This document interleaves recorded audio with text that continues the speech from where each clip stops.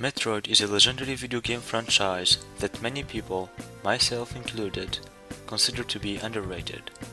And there are many reasons for that. But if I were to pick one, I would say it's because Metroid did not fit the mainstream and the large audience. The first Metroid that got released on the NES in 1986 was known for its difficulty and tough enemies. Its world was large, mysterious, and sad with its black background. And I would even say scary if it wasn't for the music. You see, unlike the other games on the NES such as Mario and Zelda, which were full of colors and life and whatnot, Metroid was more of a dark, mysterious game, which didn't really help it to sell as much. But despite all of this, the franchise continued because it got praised by its players and critics. Now that's been the case until the year 2010, and that's when Metroid basically died for years. Anyway, in this video we go through this iconic franchise. But before we do that, I want to mention that I am currently developing a Metroidvania game called Dora Diginoid. It's currently in early development, and you can try the version 0.1 and support the project on my itch.io page if you are interested. Now without further ado, let's talk about Metroid. Now, if you have been a gamer for a while, you probably have heard about the term Metroidvania, which is made up of Metroid and Castlevania.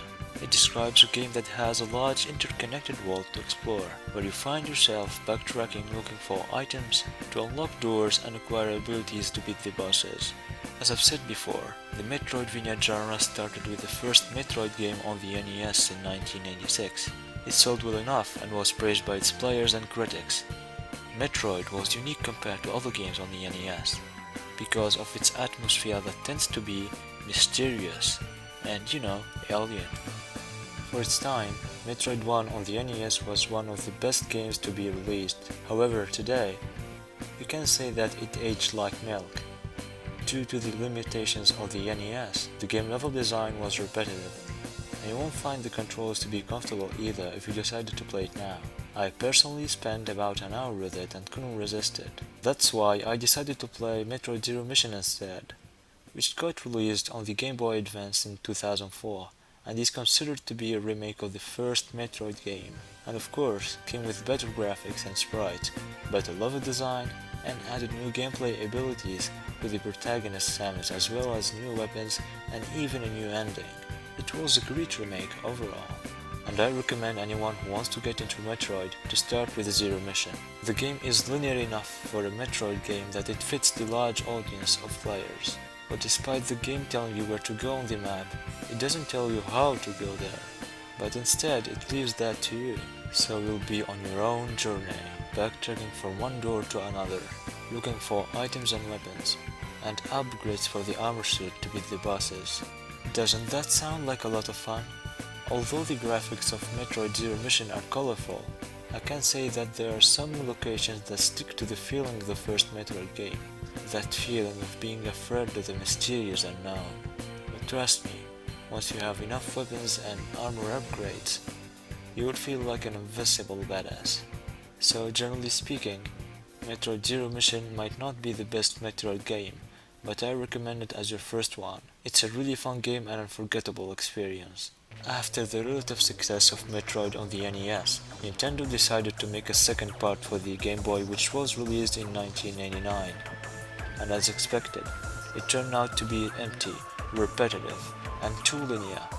But to be honest, it's one of the few games that made me have a deep feeling of horror. Seriously, it really did. Since Samus lands on an unknown planet, no energy recharging station, you are just alone in this creepy planet.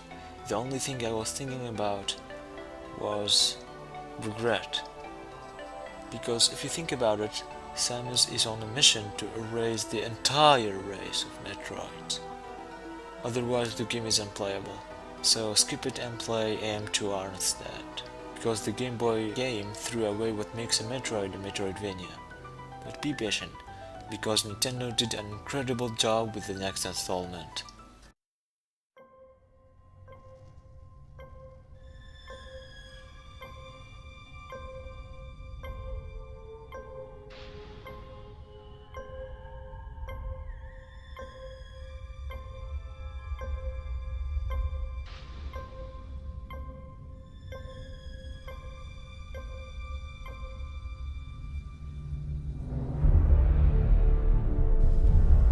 Super Metroid. Released for the Super Nintendo in 1994, Super Metroid was directed by Sakamoto, who refused to work on Metroid 2 for the Game Boy and instead started working with his team on the third installment of Metroid for the more powerful console, the Super Nintendo Entertainment System, and it turned out to be one of the greatest games ever made. If any game developer wants to make a Metroidvania game, well, I know guys, I know, I'm still improving Dora Diginoid, then you really should study how they made Super Metroid. At first, the game seems to be like the first Metroid on the NES. It takes your hand and little by little, it leaves you in the middle, with an absolute freedom to do what you want, in a large world, where the level design is made in a way that throws all of the situations that the player can do on the table to avoid making the player left in a helpless position. It still amazes me, even after decades of its release. Super Metroid was a huge jump from the previous Metroid games, and it had one of the best graphics on the Super Nintendo console. If you haven't played it yet, then go play it now. So that's it for now. If you enjoyed this video, leave a like and subscribe. Let's reach 100 likes so that I make a part 2 where I talk about more installments of Metroid, from Fusion to Dread.